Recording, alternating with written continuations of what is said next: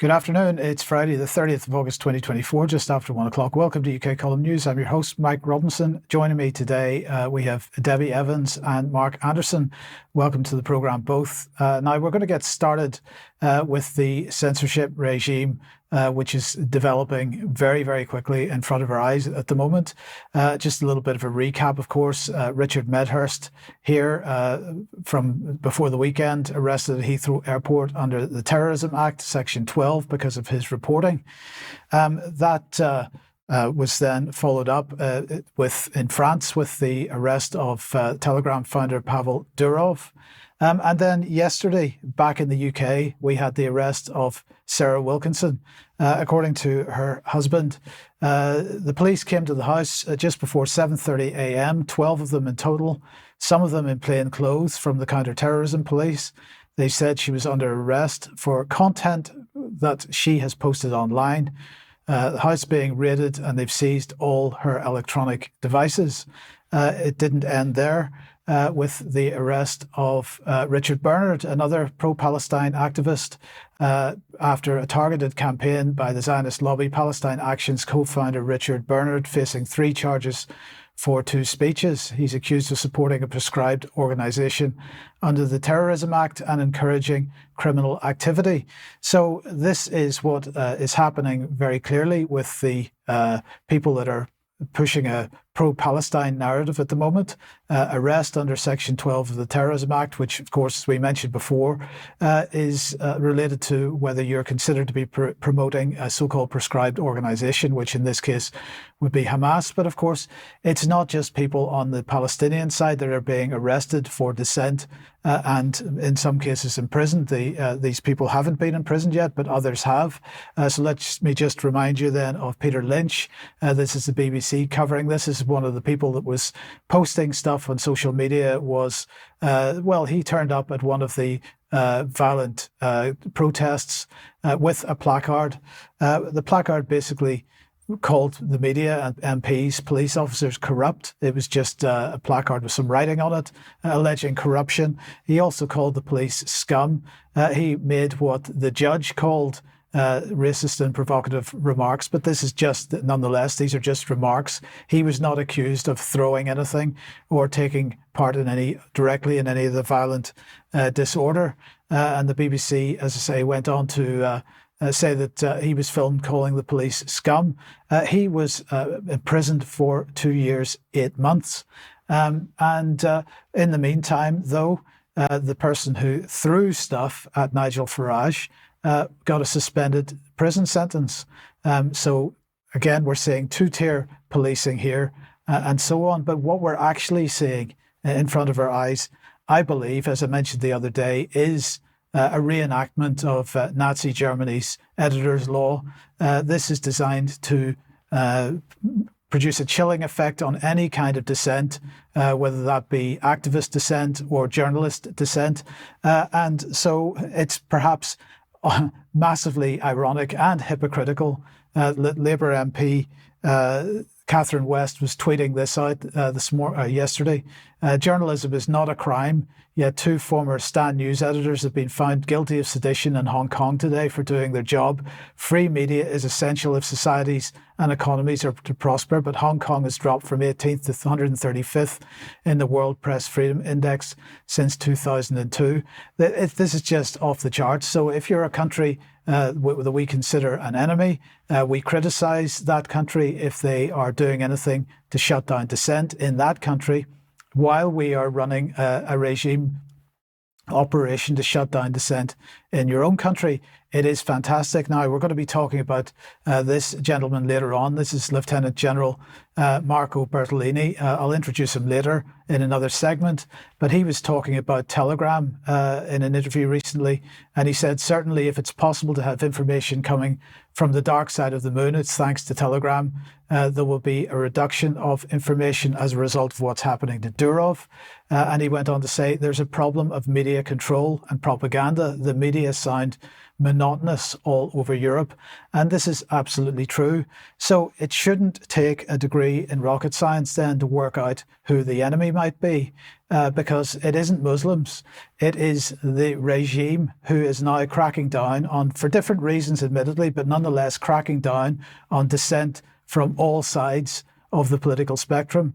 It should be clear to everyone now, no matter which side of any argument we might be, that we are being treated the same by this out-of-control regime, is what I've put on this graphic. That is exactly the situation. And we've got to keep in mind that this regime, which is cracking down on dissent, is the same regime which is behind the blowing up of people in Gaza. It's behind the blowing up of people in Ukraine. And we need to recognise very quickly who the enemy actually is and act accordingly. That would be what I would suggest. Mark, you are a long-standing media man. Maybe you could comment on this from a United States point of view, because we shouldn't forget that the people who in the US were accused of being right-wing extremists on the 6th of January, some of those are still in prison. Correct, Mike. There's agent provocateurs that show up at these gatherings where you have peaceful but passionate protests. And these provocateurs will show up and they'll come in buses and they'll all wear the same shoes so they'll know who each other is. Epoch Times brought this out. And then they'll ply their trade and create havoc intentionally. And then they'll smear and discredit the honest protesters with that. That's the technique that happened January 6th. And in the bigger picture, the mass media cartel is supporting all of this. So the media and the government together are part of this. And I'll comment on more on that kind of stuff in extra.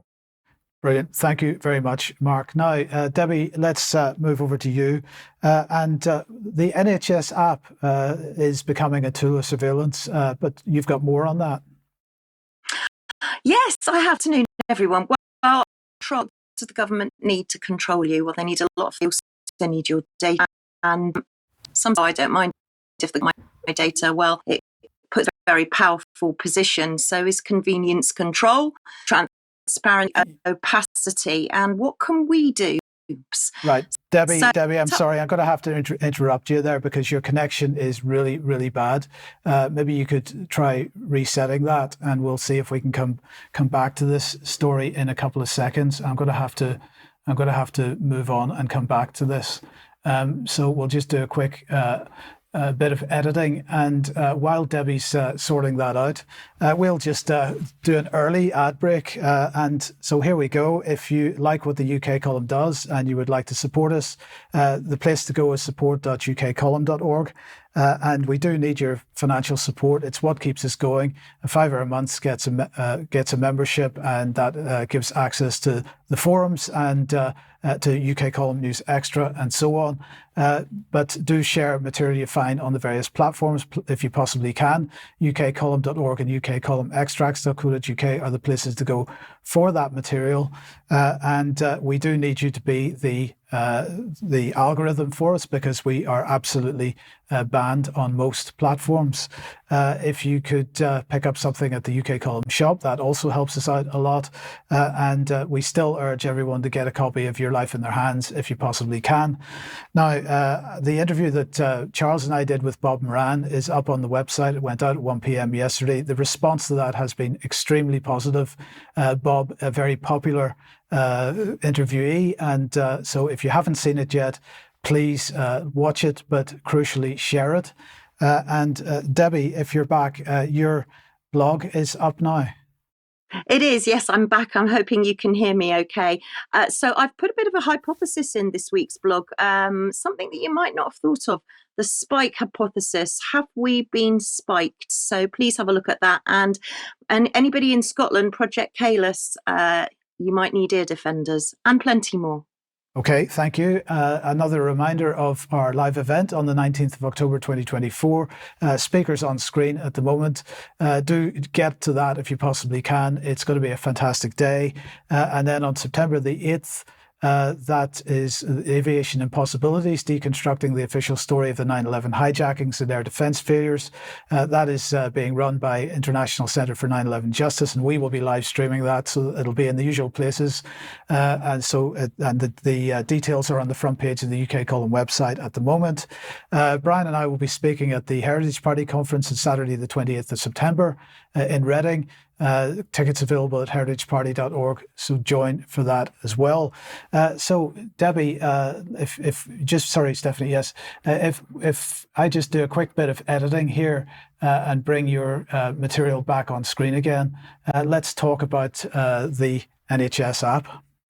Yeah, so how can we take back control? So I found this article in the New Statesman that said the government is running before it can walk on NHS Digital, and says that actually 71% of NHS trusts are still relying on paper records and 4% are completely paper-based.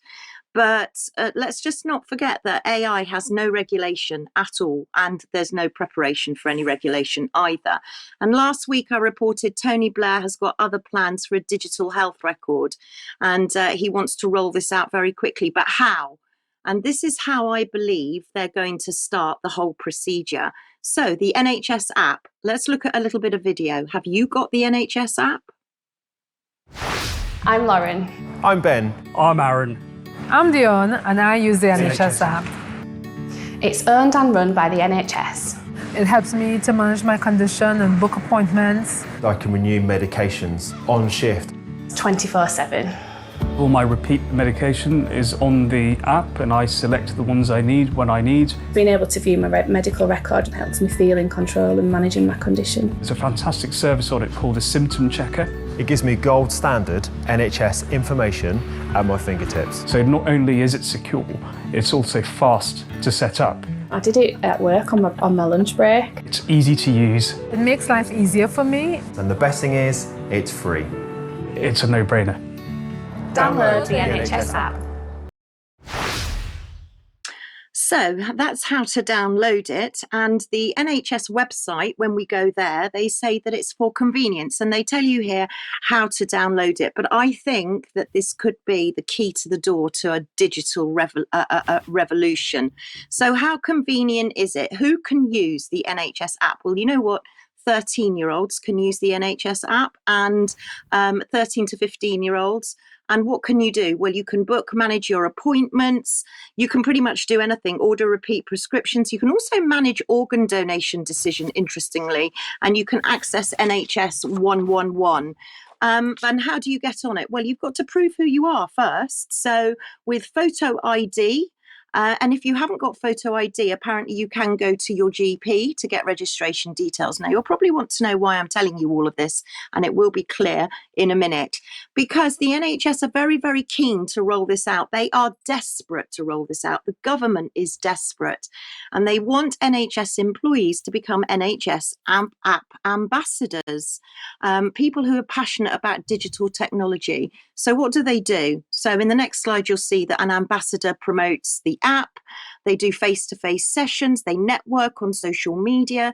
They get updated information, and interestingly, developing persuasion skills. So how do you become an NHS app? Well, they're very app ambassador. Well, they're very keen to recruit anybody pretty much.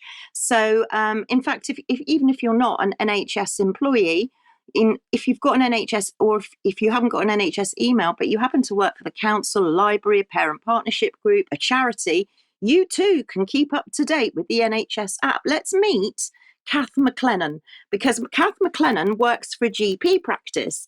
And what she does is that she plays videos on screens in the surgery, so you can get bombarded with that while you're waiting to see whoever. She mentions it every time she sees a patient, which sounds to me a bit like a nudge. She's got guidance posters in the surgery, and every conversation apparently is a golden opportunity, because in the next slide, she said that it's been so successful, 53% of patients have signed up, and that totals 24,837. What a golden opportunity that is. But who else is pushing the NHS app? So NHS employers are also pushing the Ambassadors app. but they're targeting children specifically, which is why I've highlighted this. Schools, colleges, careers, networking events. But how? How are they targeting all these young people? And I found this organisation called Inspiring the Future, which is a little bit dark, isn't it? Because they've interacted already with 400,000 young people through school assemblies and, again, speed networking, career days, and they connect with teachers. And this is all in the name of health literacy, which is the new subject you're going to hear about coming up. And health literacy, what's that? Well, according to the NHS, it's making people aware of health outcomes, giving you a healthy lifestyle. And it's basically, you've got to be your own doctor and nurse. You're going to be managing your own conditions, and you're basically going to be living on a cloud with AI and bots, and you'll be able to manage your medicines through it as well. But if you're having any problems with the NHS app and you need some help, then ask a librarian. Perhaps we'll ask Professor Diane Rasmussen-McCaddy, because they're third most trusted professionals in Britain. They don't actually reference that, but apparently librarians are third most trusted professionals. And we have now got a staggering 34 million people registered up, or that's what they allege, registered up to the NHS app. But how desperate are they? Really desperate. They really are. And I've got a couple of clips from the February NHS board meeting. I would advise everybody to go and look at it, because they are really desperate. Have a look at this first clip. This board is presiding over what is, I believe, the biggest change in how the NHS engages with its citizens that we have seen for many, many decades. We're in a place now whereby we have got more than 3/4 of our adults who have downloaded the app. We've got 97% of our practices able to communicate with those patients. And the numbers just keep growing exponentially. And there are lots of numbers that you've heard today, but over 4 million people a day accessed their medical records last week. This is an appetite that we are fulfilling through the NHS app. My goodness, aren't they desperate? And here's another little short clip, NHS board meeting. At the moment, the app's focused on people that need the NHS to support their illness. We've got a full programme coming up over the next 12 months to move the vaccination screening programmes onto the app, because we know that patients who book their own appointments are more likely to turn up for them. And the more patients we can get screened, vaccinated, the better. We're putting the digital health check onto the NHS app. I have to say, to start with, it's not going to be amazing. But, I shouldn't say but, I should say and we have to start somewhere, which is allow the patient to order their home testing kit and send it back. Because we know over the next year, 2 years, 5 years, that home testing kit will be available on their phone. It will be available electronically. And if you don't believe me, I looked yesterday at the camera that sits by the bedside that takes all of the vital signs of the patient in front of them without touching the patient. And when you then think about what that might do to the new hospital programme and how that tech can evolve. And when we talked about virtual wards earlier on, how do we connect the virtual ward technology into the NHS app so that citizens can use that and monitor their health data? Most of us have wearables on us. The future of how we use our NHS app and giving our citizens their digital account to manage their own healthcare is stunning. And for those that don't believe, and there are some, we are saying, I think very conservatively, that we want to move 1/3 of all of our health interactions to being digital first over the next 5 years. So there you go. This is the route. And in order to give a bit of balance, because 34 million people have apparently downloaded the app, to give a bit of balance, it would put a bit of a rock in Sir Keir Starmer's pond if people didn't want the app anymore and chose to delete it. So here's a little tiny short video, and thanks so much to Sam in our team for doing this, of if you don't want it, how do you get rid of it? From your main mobile phone home screen, Scroll across the pages until you get to the page with the NHS app icon. Hold down the icon button until the menu appears. Click App Info. In the new menu you're taken to, click Uninstall. That would be disastrous, wouldn't it be, for the government if everybody chose to perhaps delete it and take control back of their data? What thinks you? You decide. Debbie, I think you were going to remind everybody about the NHS board meeting. Oh, yes. Yes, please do. 17th of September. The tickets are now available to book, and please join me. Could be Dame June's last. Who knows? Who knows? Okay, and Mark, let's come back to you. Now, you've got a bit of a correction to make for the bird flu summit segment last week. Yeah, last week I reported on the seemingly imminent machinations at the WHO of declaring a public health emergency of international concern, basically the criteria for a pandemic, the new pandemic. And in so doing, I talked about how the WHO is pressing monkeypox as the thing to worry about, but downplaying the bird flu. On the other hand, I found what appeared to be a legitimate summit on the bird flu, which of course gave more urgency to that issue. But it turns out that according to the research of Diane Rasmussen-McCaddy, the UK column contributing reporter, this appears to be a bogus event that purportedly was going to take place in early October in DC, bogus, illegitimate, some sort of scam. And so I found what should have been reported, and this is absolutely legitimate, the International Avian Influenza Summit, the Center for Excellence for Poultry Science at the University of Arkansas in Fayetteville is going to hold this summit at the Don Tyson Center for Agricultural Sciences, September 30 through October 3rd. By the way, the Tyson family was a big contributor to the Clintons, just a quick footnote. And that's the actual event. I believe there's one more slide just to give it a little bit more of a news angle. What is this summit?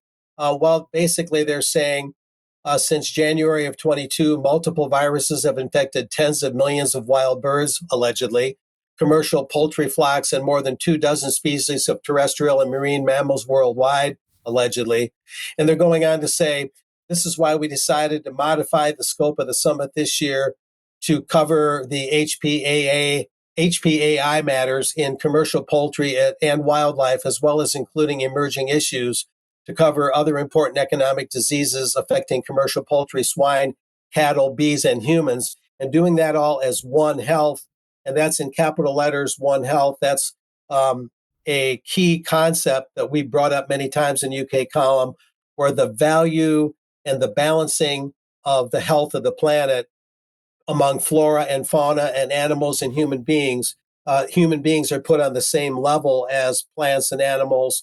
And so there's sort of a devaluation of human life that's involved in this.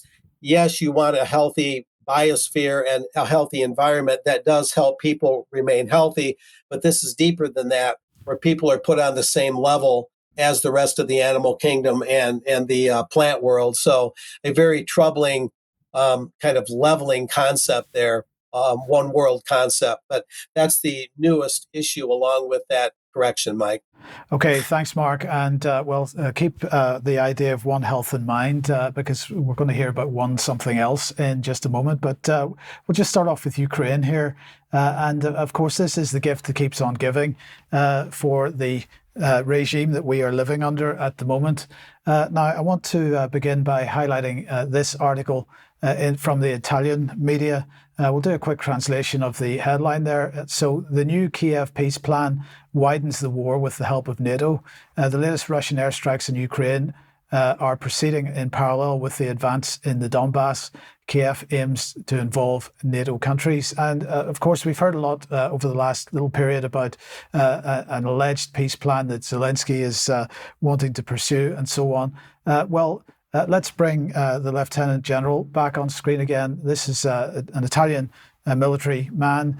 And in this article, which is where the previous quote came from as well, in this article he is saying, he is quoted as saying that Zelensky wants to survive this current situation, so current critical situation, involve as many countries as possible, NATO and the US in this war. I would not believe so much in the willingness to come to a negotiation. So he's absolutely skeptical about Zelensky's claims that he's working towards getting to the negotiating table.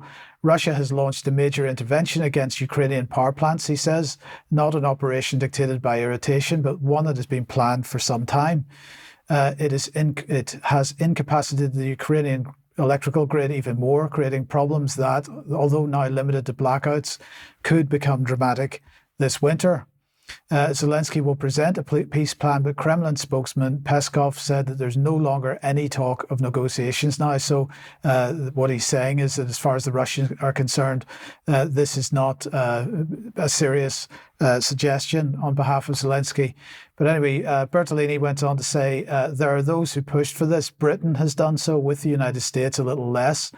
We presume that the British have been particularly active, and that seems to be the case. I mean, we've been reporting that for the last 2 years, how active Britain has been in pushing this. So what exactly is Britain pushing?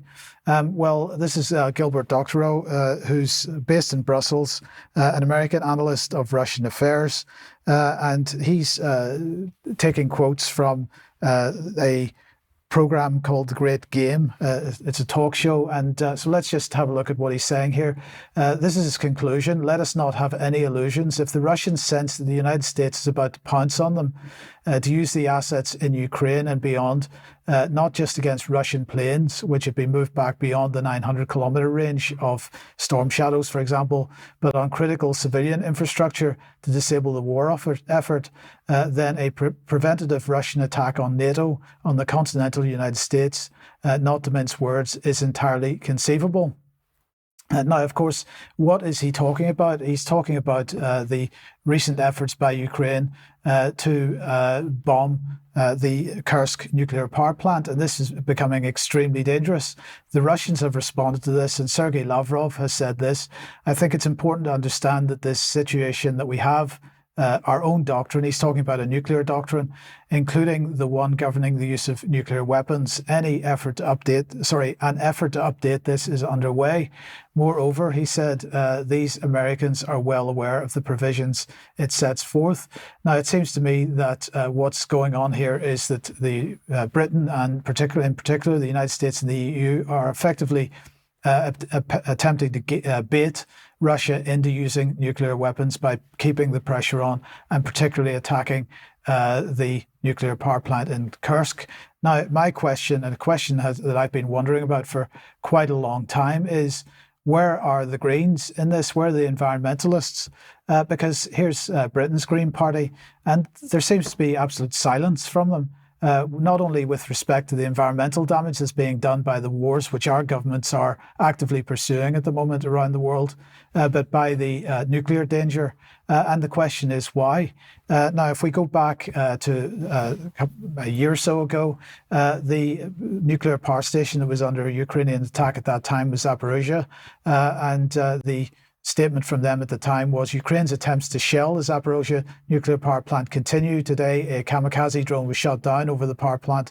It fell on the roof of the 6th power unit. Threats to the Zaporizhzhia nuclear power plant safety have not been identified. And this is the comment from the IAEA Director General at the time. This is a major escalation of the nuclear safety and security dangers facing the Zaporizhzhia nuclear power plant. Such reckless attacks significantly increase the risk of a major nuclear accident and must cease immediately. So that was then. This is now. In the meantime, we have, again, IAEA chief warning of risks of nuclear accident at Russian power plant in the Kursk region.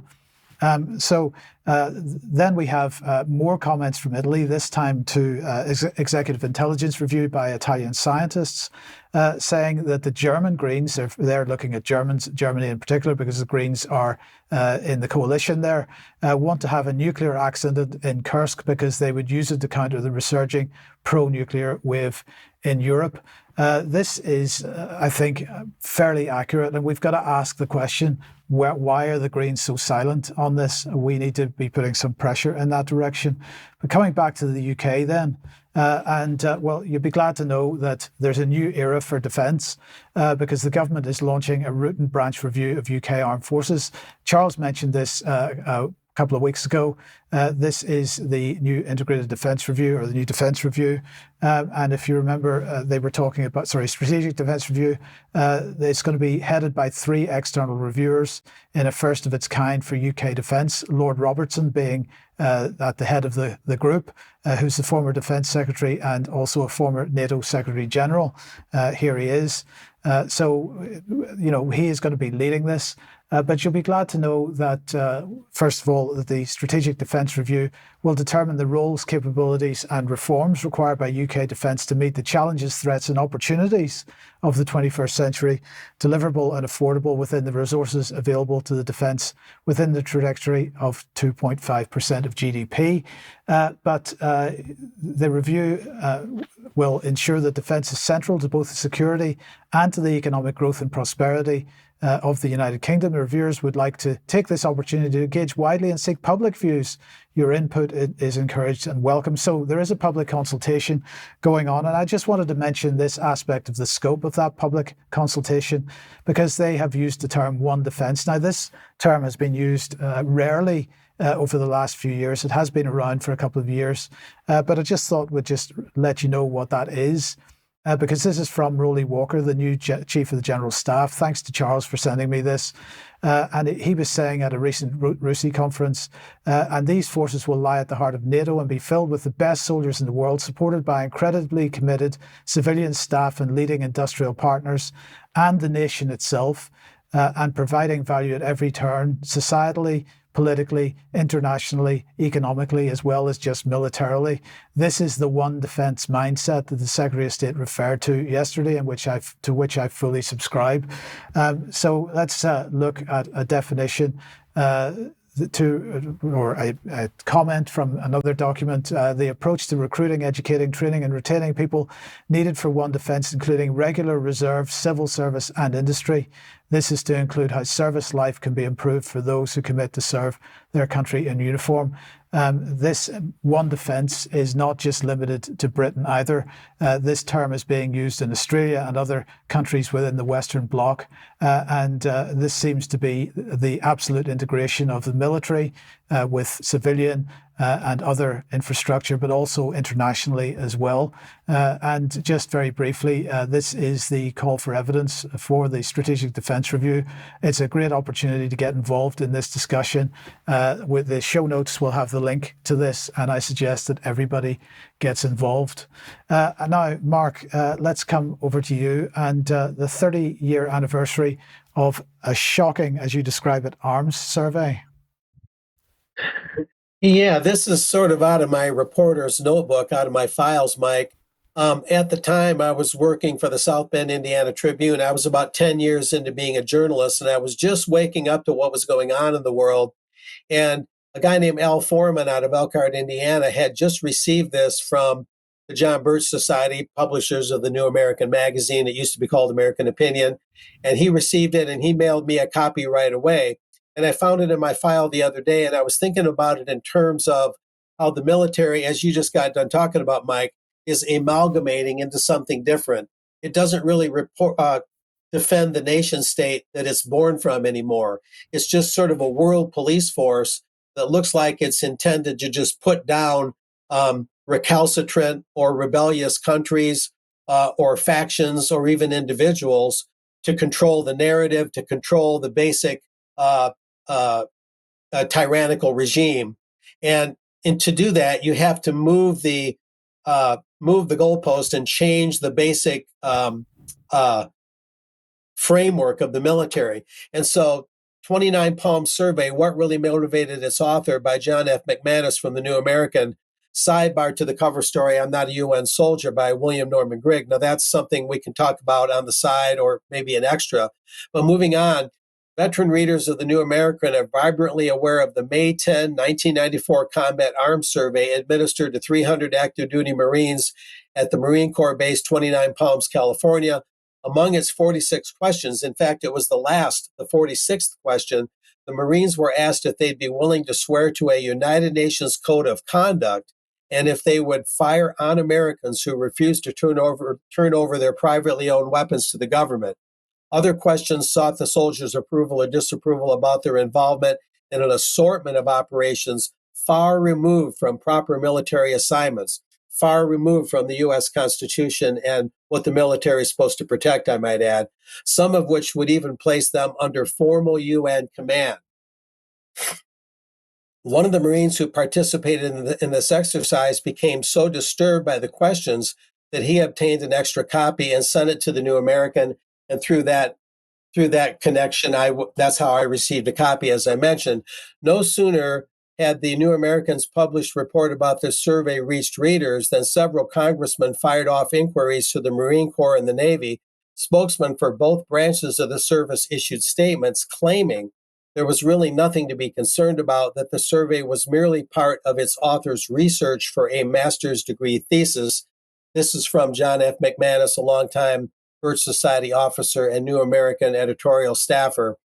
Anyway, moving on from there, this is actual photographs I took from the survey. This is page 1, Combat Arms Survey. This questionnaire is to gather data concerning the attitudes of combat trained personnel with regards to non-traditional missions. Non-traditional basically means you're breaking away from simply defending your nation and you're getting into foreign command and all sorts of things, globalist things. All of your responses are confidential.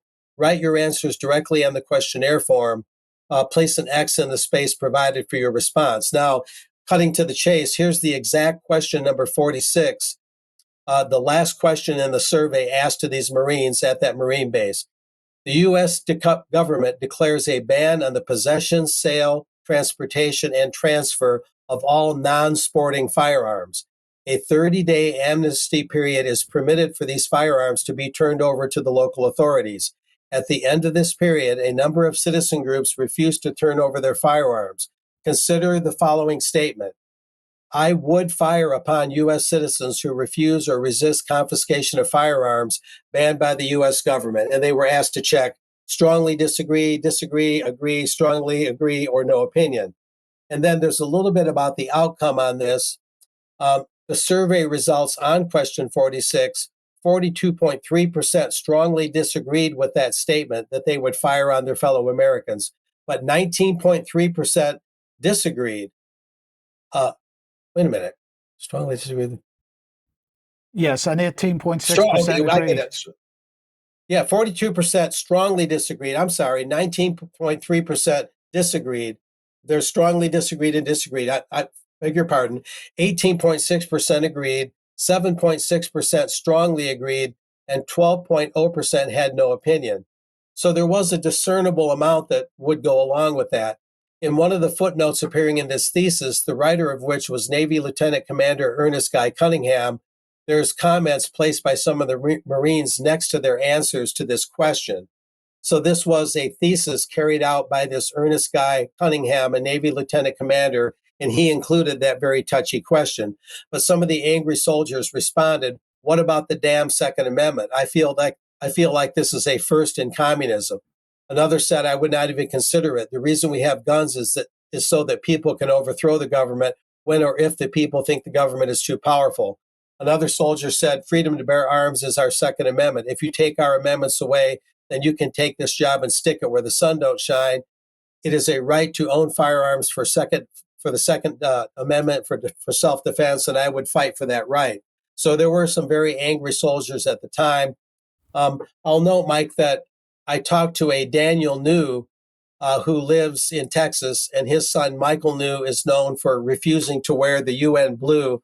Back in 1995, he refused to wear a UN beret or UN insignia on his uniform, and he was court-martialed a year later in 1996. He was stationed in Germany at the time, and the father of that soldier, Daniel New, he got to know Ernest Guy Cunningham, who wrote this thesis.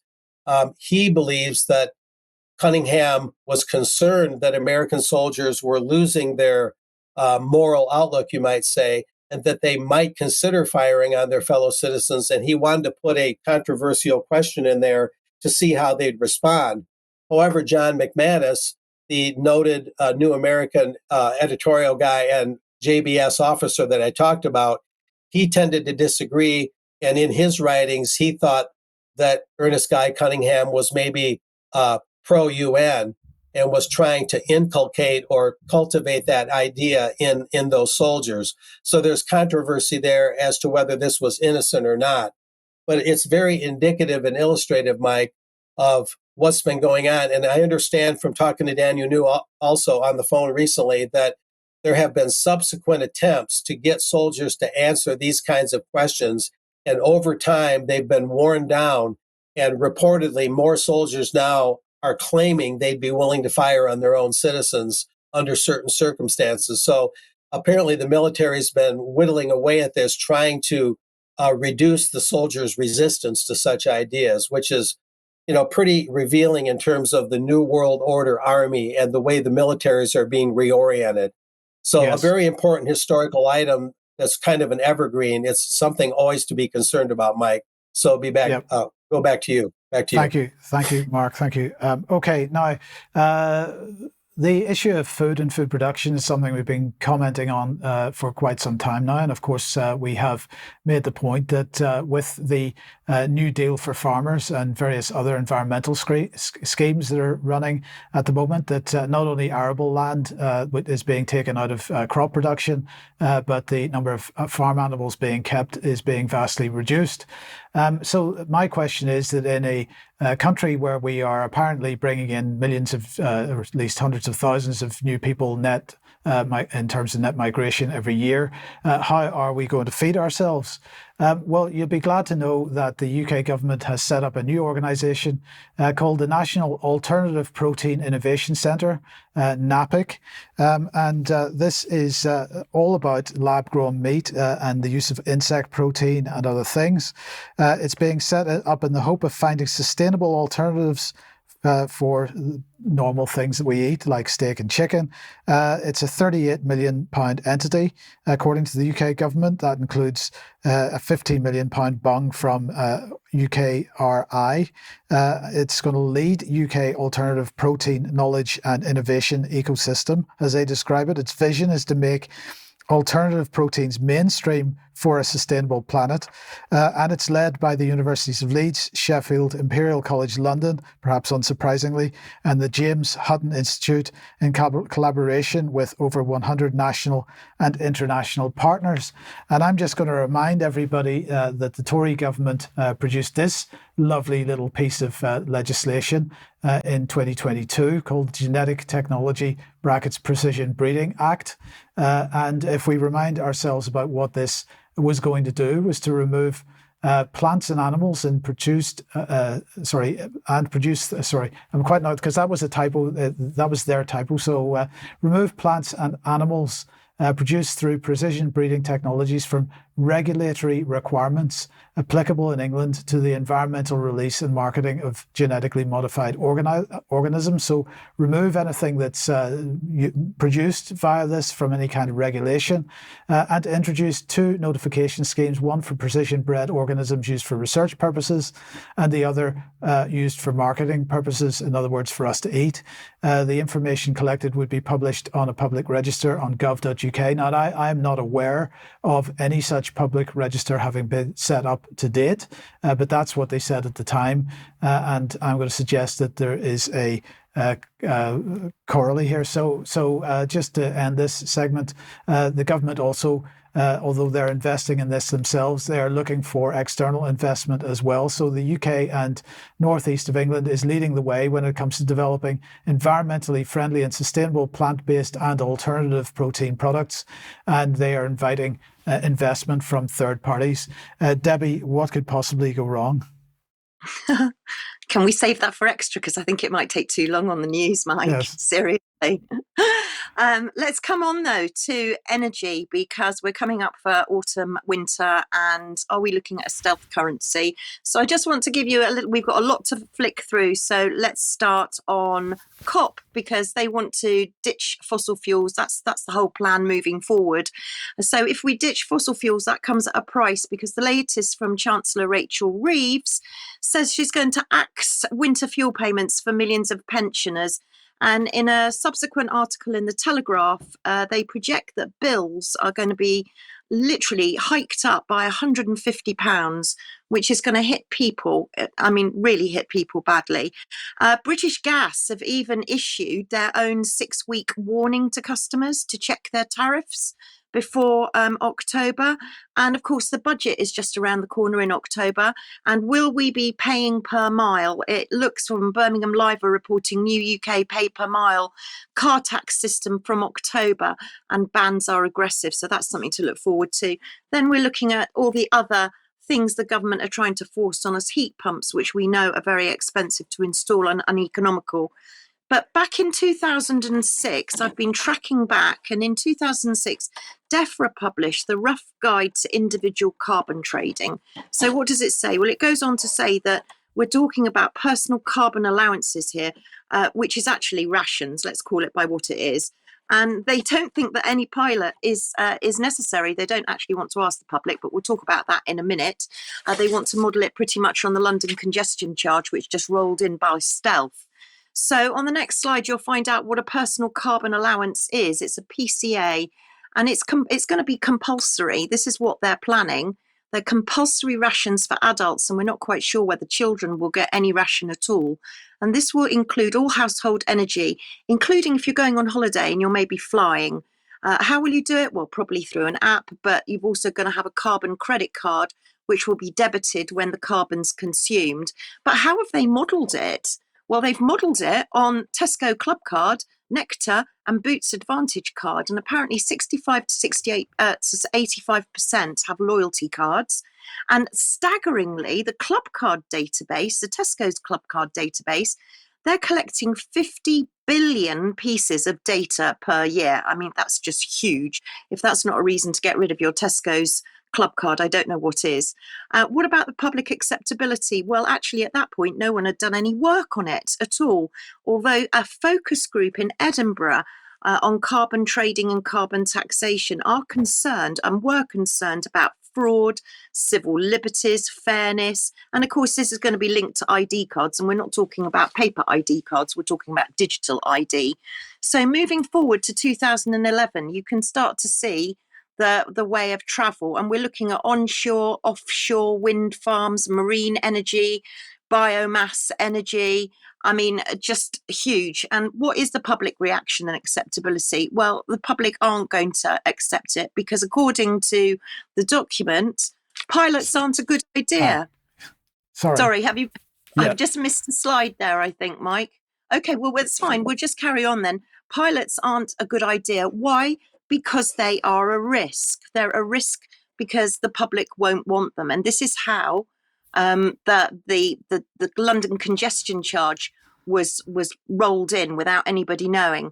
If you skip to the next slide, the UK renewable energy map. So this is where I'm saying Charles and everybody on UK Column have been talking about biomass electricity, onshore, offshore wind farms.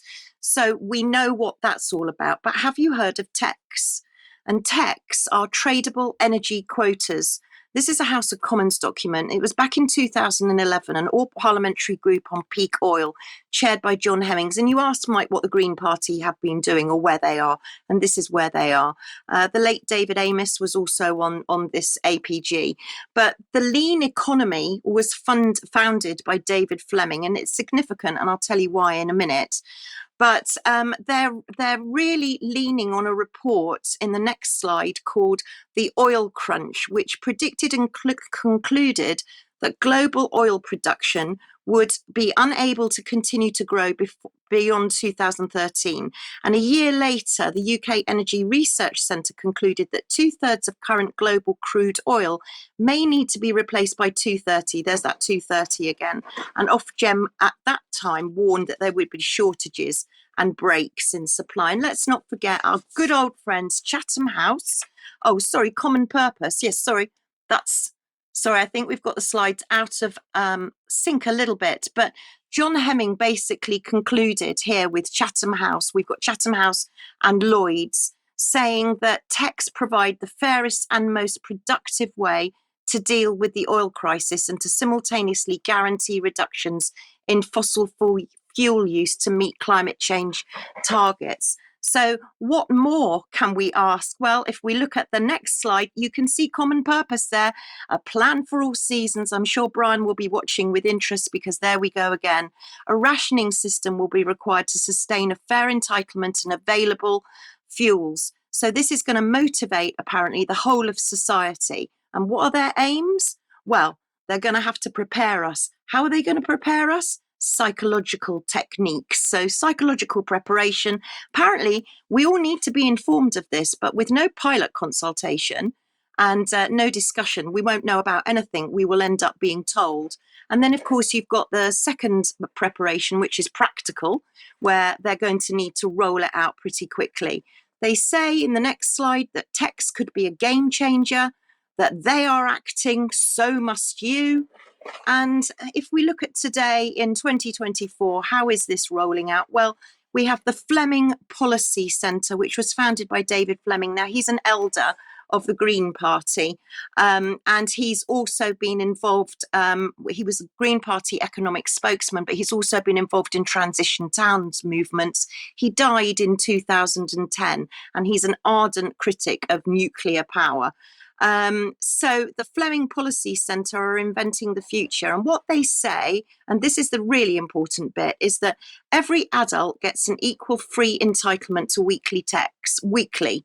So children may be not included. So whenever you buy petrol, it will be deducted from your TEQ. 1 unit will be 1 kilo of carbon. If you use less, you can sell your surplus. If you need more, you can buy more. The number of units available will be determined by the national carbon budget, encouraging common purpose. Here is some of TEQs champions. In the next slide, you can see John Fleming, Lord Smith of Finsbury, Chris Smith, and of course, Caroline Lucas. So that's what Caroline Lucas has been busy doing. And of course, you're going to be able to download this on your smartphone or on a credit card. So Do Black, the world's first credit card. This was back in 2019. They've come on from there, but you can just see how they're going to roll this out. The next slide will tell you it's a Swiss Fin tech team who have teamed up with MasterCard. And they say that this is the first card ever to prevent consumers from exceeding their limit based on carbon emissions caused by their consumption. And finally, to tie it up, every transaction counts, creating the infrastructure for climate action economy. They were funded in 2018. And here's the CEO, Matthias Wilkstrom, who is a regular speaker around Europe and at the United Nations. So is this something we have to look forward to? I believe it might be. Oh, yes, sorry. From ground regeneration and nutrient density with Farmers Angus. Stephanie reminded me of this, where he is talking exactly of carbon rations and carbon quotas. So please go and look at that. Mark, back to you then, and give us an update on, common purpose colours here with the Billionaire family business, but we're talking about the US election. Yeah, of course, big money plays such a huge role in U.S. elections. And pretty soon, not today, but pretty soon I'll be looking into connections with big money and polling organizations, as well as ownership of the voting machine companies, the companies that produce the machines that count the vote. Those are all things I'm looking into. But anyway, the Billionaire family business, this is a report. 50 billionaire clans have already spent over $600 million on the 2024 U.S. elections, mostly to preserve their own fortunes. And moving on from there, this comes from Tada, Americans for Tax Fairness. describing itself as a diverse campaign of more than 420 national, state, and local endorsing organizations unified in their support of a fair tax system that works for all Americans. ATF is a project of the new Venture Fund, a 501c3 nonprofit organization, which means it itself is tax exempt. And I'll just note, just for clarity, that the head of that venture fund, he does have some connections with the Clinton family, which is ubiquitous. The Clintons pop up here, there, and everywhere. Anyway, there is some merit to this, though. It just needs an objective look. Just 50 billionaire families have already injected more than 600 million, as noted, collectively into the crucial 2024 elections, with that number sure to show accelerating growth in the final 6 months of the campaign. These billionaire clans, interesting words, donated this money mostly to political parties, political action committees, and outside spending groups, including super PACs. And this is as of May 9th. These numbers are as of May 9th this year, offering further proof that the nation's richest families consider democracy nothing more than a commodity that they can buy. The country was really founded as a republic, not as a direct democracy, and that's actually part of the problem. They kind of overlook that. But anyway, this is the latest in a series of billionaires buying elections from Americans for Tax Fairness. They get a lot of their info from Open Secrets, which is a very legit organization, I might add, Mike. I went to one of their seminars in 2012, approximately in DC, and they were very good in a very nonpartisan way at showing the way money influences politics in the U.S. Anyway, some of the findings of the Americans for Tax Fairness study, this current study, are as follows. The 50 billionaire families who had injected the most money into the political system as of May 9th donated the 600 million to these entities I mentioned. Over 2/3, 69% of the money has been in support of Republican candidates. Less than a quarter, or 23%, has backed Democrats, and the remaining 8% cannot be classified on a partisan basis. Even among these top 50 spending families, donations are highly concentrated. The top 10 family clans, including prominent conservative families like the Kochs, the Mellons, and the Waltons, Waltons is Walmart, have contributed over half, or 359 million, over half of that 600 million. The 50 billionaire mega donor families in this study are collectively worth over 1 trillion, meaning that 600 million, the 600 million they've spent on politics only equals 0.06% of their total wealth. The equivalent donation for the average household would be about $100. So these 50 billionaire families alone have the political spending capacity of over 6 million ordinary American families. An interesting statistic, that's for sure. And this is just a chart that outlines it a little bit more. Readers can freeze the screen if they want to study it in depth, but all the red ones are Republican donations out of that 600 million. Americans for Prosperity was founded by the infamous Koch brothers, spelled K-O-C-H. 41.8 million for Make America Great Again, which is Donald Trump. So all the claims that Kamala Harris is beating Trump in the polls kind of runs against the grain, where a lot of this money is going not to Democrats, but Republicans. So there's something to sort out there that I'll be working on in the next few weeks.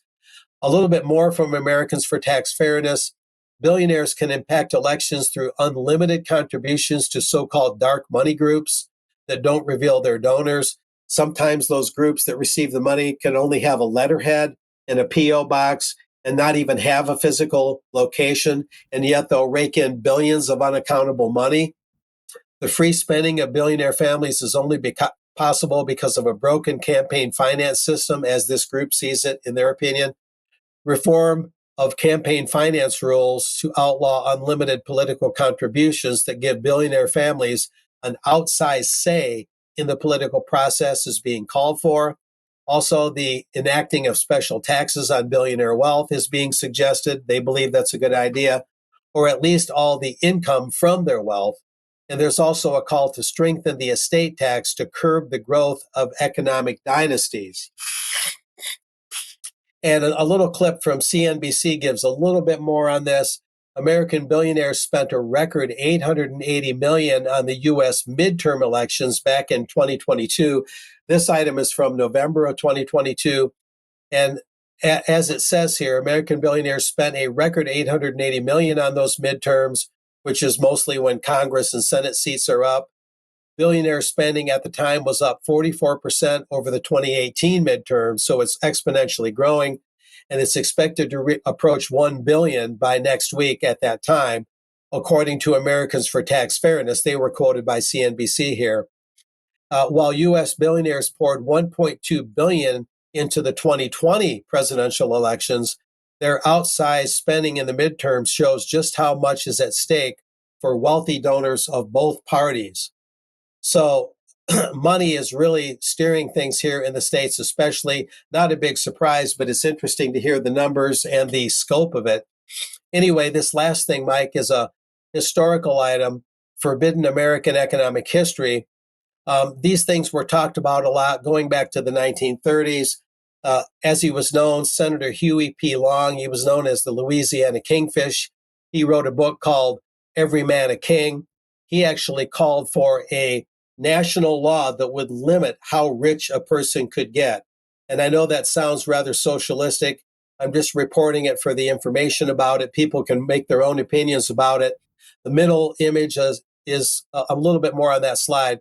The middle image is of Father Charles E. Coughlin, the great radio priest of Michigan. I have visited his shrine a number of times. He spoke out about economic injustices in a different way. And then Ferdinand Lundberg, a fascinating author, America's 60 Families. He showed way back in the 1930s and since then, how many of the same families then are controlling things even today. So back to you, Mike. Yep. Thank you, Mark. Thanks. Okay, Debbie, let's come back to you for a final comment here. Well, what have I stumbled upon? And at this point, I'm hoping that this will be able to be tweeted. I'd like to welcome Guinness World Records because I tweeted them to ask them, did they have a record for the longest CV in history? And they don't have, they have a category, but they don't have anybody that's been nominated. So what did I stumble upon? Well, many of our regular viewers will know of Professor Susan Mickey. Professor Susan Mickey, behavioural scientist. She advises the WHO and she's in charge of the behaviour change agenda in the UK. And I found her CV and I couldn't put it in a screenshot. So roll VT and I'll talk over it as you scroll down it. It takes 32 seconds, I believe. It's 110 pages long.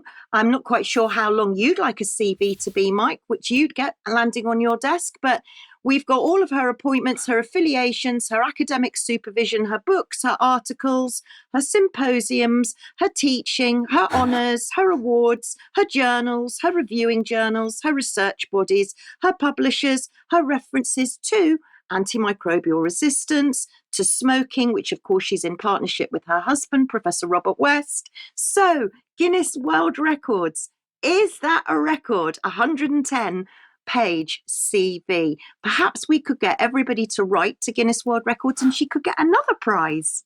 Just saying.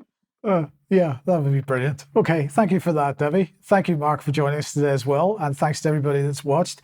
We will be back in a few minutes. Stick around if you're a UK Column member for News Extra. Otherwise, I hope everyone has a great weekend and we'll see you at 1 p.m. as usual on Monday. Bye-bye.